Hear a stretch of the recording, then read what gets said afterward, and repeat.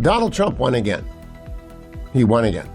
And if anyone is out there trying to deny that he won again with this massive tariff deal with Europe, have them read the Financial Times. Well, I think it's the world's greatest newspaper, and I subscribe to it. And the Wall Street Journal, nothing else for newspapers. I got news items from John Ellis, of course. And the deal was announced yesterday.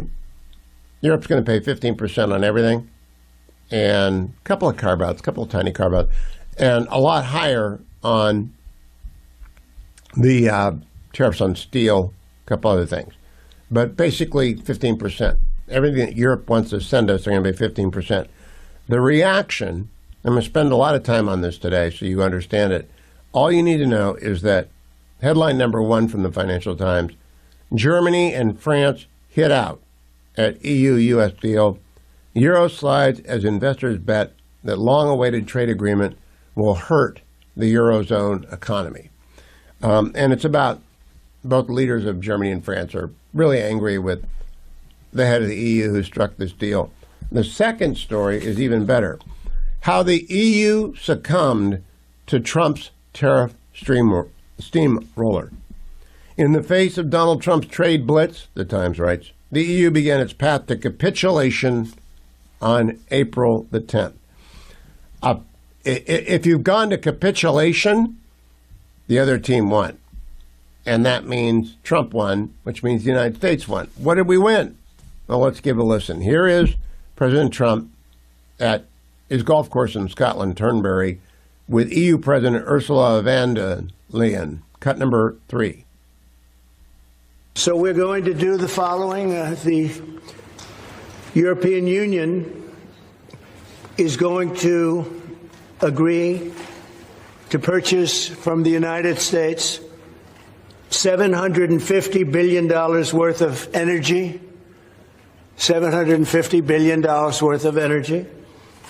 They are going to agree to invest into the United States $600 billion more than they're investing already. So they're investing a large amount of money. You know what that amount of money is. It's very substantial, but they're going to invest an additional $600 billion. They're agreeing to open up their countries to trade at zero tariff. So that's a very big factor. Opening up their countries, all of the countries will be opened up to trade with the United States at zero tariff. And they're agreeing to purchase a vast amount of military equipment. We don't know what that number is, but it's the good news is we make the best military equipment in the world, so sort of you have to do that. I mean, until somebody tops us, which is not going to happen. We're way ahead of every other country in terms of the quality of the military equipment. You saw that recently in Iran, and you see that, unfortunately, you see that often for all the wrong reasons, right? So those things are $750 billion, $600 billion, opening up the country. We are agreeing that the tariff straight across for automobiles and everything else will be a straight across tariff of 15%. Let's stop right there. It's just a straight across win for Donald Trump. And it will produce a lot of revenue for the American Treasury because Europe's got to sell into us. I didn't think it was possible to get this. Donald Trump went on to say this, cut number 4. Cars basically were not invited. We're not, I don't know if the word is not allowed or just, you just kept them out somehow, right? But cars will be, we have some cars that do terrific business and we do really well with the pickup trucks, with the SUVs. We have some great things. And I think the people of Europe will have some diversification. I think that'll make them happy.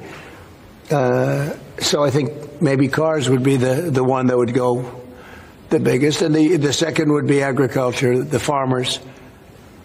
And we'll do it in very strict conjunction with the president and the European Union. And they're coming. Go to poor Ursula von der Leyen sitting there capitulating And she says this, cut number 6. Anybody else? Yes, ma'am. I have a question for the EU Commission President. What are the U.S. concessions? What is the U.S. giving up in the deal, if anything? So the starting point was an imbalance, a surplus on our side and a deficit on the U.S. side.